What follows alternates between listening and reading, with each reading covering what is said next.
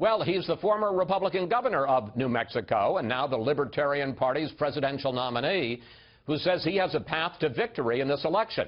Joining us now, Gary Johnson. Governor, welcome to Fox News Sunday. Chris, thanks. Your campaign manager says you have a two-part strategy to win the White House. The first part is that you have to get on that stage for the presidential debate starting September 26th. In the Real Clear Politics average of recent polls, you're at 8%, so you need to reach 15% to get on the stage. Would you agree that if you don't get into the debates, it's game over? Winning the election, yes, I would say game over, winning the election.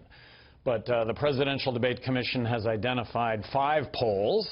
We're at 10% flat on those 5 polls, and that's an increase, really, of probably about 4% consensus over the last 6 or 7 weeks. So we're optimistic that we're going to actually get into the debates. We're spending money right now in many states. In 5 states right now, I'm at 16%. So I'm just really optimistic. Okay, so now you get in the debate stage, and now this brings us to phase 2. Which is, as I understand it, is to keep both Clinton and Trump from reaching the majority of 270 electoral votes to be elected president, throw the race into the House of Representatives where you say that you could win, and in that case each state gets 1 vote, that you could win on a second ballot. How does that happen? Well, the object is to win outright, and it's not impossible that if we go into the presidential debates with the polarization of the Clinton and Trump, that we might actually run the table on all this. And I'm talking about me and Bill Weld, 2 former Republican governors re-elected in heavily Democrat states. Bill Weld, former governor of Massachusetts. Yeah, I don't think there's any arguing that we did make differences in our state, being fiscally conservative, socially inclusive. I'll add to that we're really skeptical about intervening militarily to achieve regime change that I think has resulted in a less safe world. So I think that we represent about 60% of Americans with that philosophical belief. So let's get into that, because you say the key to your candidacy is if people sit down and compare you to Clinton and Trump on the issues, they're going to pick you. So let's do a lightning round. Quick questions, quick answers on a variety of issues. International trade. Free trade, supporting IPP, it's a good thing. Free trade, more jobs. TPP, the TPP. The Pacific Trade Deal. Yes. We're the only ones that support it. Immigration. Make it as easy as possible to come into this country and work. To be able to get a work visa. A work visa should entail a background check and a Social Security card. Don't build a wall across the border. These are hard-working individuals that are taking jobs that U.S. citizens don't want. What about the 11 million people, and that's just an arbitrary number, but the millions of people who are already in this country illegally? Complete misunderstanding of why they're here in the first place. The reason they're here in the first place is you cannot get a work visa to come into this country and work, and they're hardworking, cream of the crop when it comes to workers. So you or I in that same position where jobs exist in the United States that U.S. citizens don't want, you or I would be crossing illegally to take those jobs just like they are doing. You would give them amnesty? I would set up where they could come in the door, get a work visa as long as they've been law-abiding.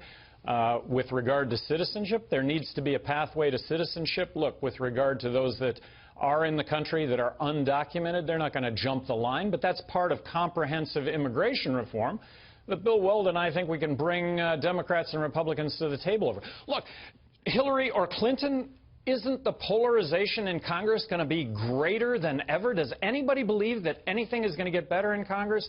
Our pitch is the third alternative, which is a couple of libertarians in the middle, hiring a bipartisan administration, everybody libertarian-leaning, but I think you could make a case that that third scenario might work. I want to drill down on a couple of issues. You want to cut spending by 20%, you say. Which is balancing the federal budget. And you call for eliminating these departments, the IRS, Commerce, Education, the FDA, DEA, Drug Enforcement, and the National Security Agency. Governor, actually, the ones that I'm citing, and by the way, all those are on your website. Well, not on my website. You might read that in some other website. But look, we're not getting elected dictator here or king. We're getting elected president, vice president. So but you don't think any of those agencies do any good? Well, in the case of education, in the case of commerce, and there are some vital functions in these agencies, but do they require an entire agency? I don't think so. But education, commerce, housing and urban development, Homeland Security. Why is Homeland Security an agency unto itself? Shouldn't it be a part of the FBI? Those are the ones that I am advocating out of the chute. Then there are taxes. You want to eliminate the federal income tax. You want to eliminate the federal corporate tax and replace them with a consumption tax, a national sales tax. Experts on both sides of the aisle say that this would be highly regressive, that rich folk are going to make out like bandits, and it's going to end up hitting the poor and the middle class. Well, of course, we're not getting elected dictator or king. Well, I know, but what you're saying there, Governor, is that let me just make. But you're saying, when you say we're not going to be elected dictator, you're saying don't take my policies seriously because they won't get through. Take them very seriously, but count on certainty that we're going to always support taxes going lower. We're going to always support being in business being easier, rules and regulations not getting worse, getting better.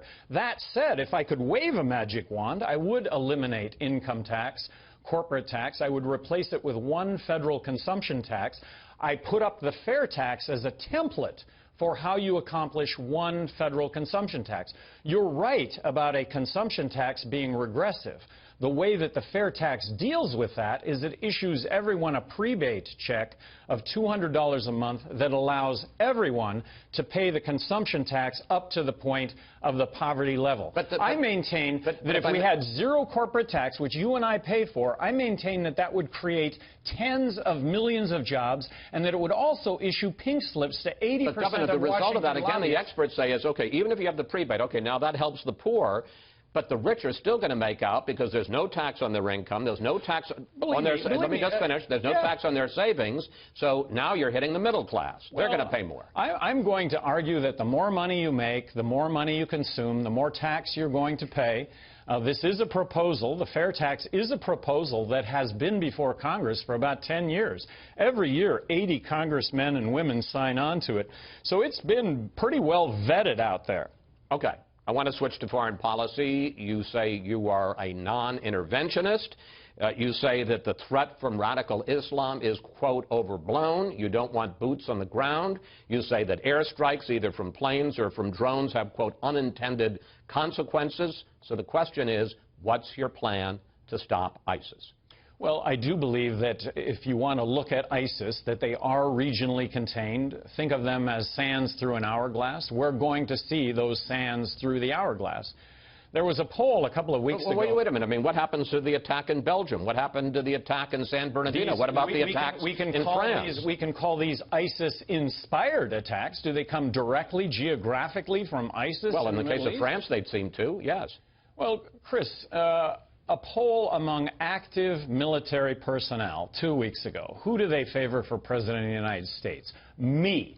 So what are they saying? What they're saying is judicious use of the military.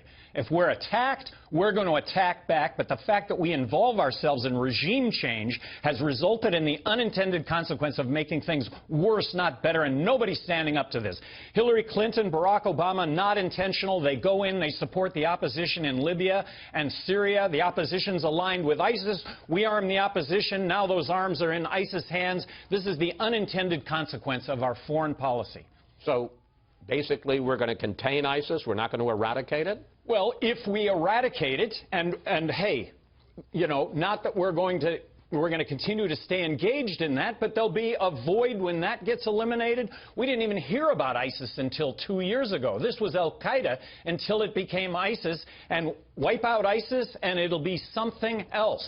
Look, the biggest threat in the world right now is North Korea. We need to deal with the civil war in Syria. That's joining hands with Russia diplomatically to see that through.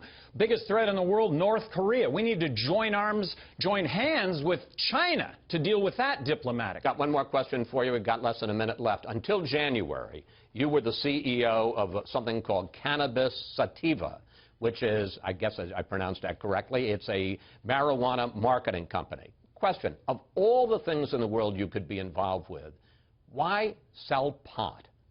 Well, in this case, marijuana products, which directly compete with legal prescription drugs on the medical front, don't kill anybody. Not one documented death, and yet these drugs do, marijuana, cannabis does compete, does provide that relief. So it seems to me that there needs to be research and development in this area that can't currently happen because marijuana is listed as a Class 1 narcotic. As President of the United States, I would delist marijuana as a Class 1 narcotic. This is going to be an issue that is left up to the states, just like alcohol. And then on the recreational side of this, Chris, I have always believed that legalizing marijuana will lead to less overall substance abuse because it's so much safer than everything else that's out there, starting with alcohol. Governor Johnson, thank you. Chris, thank you. Thanks for coming in. You know how crazy this election cycle is. I might be the next president. You know that, right? Well, and I hope you'll give me your first interview in the White House. There we go. There we go. Safe travels in the campaign trail, Thank sir. you very much. Appreciate the opportunity to be here.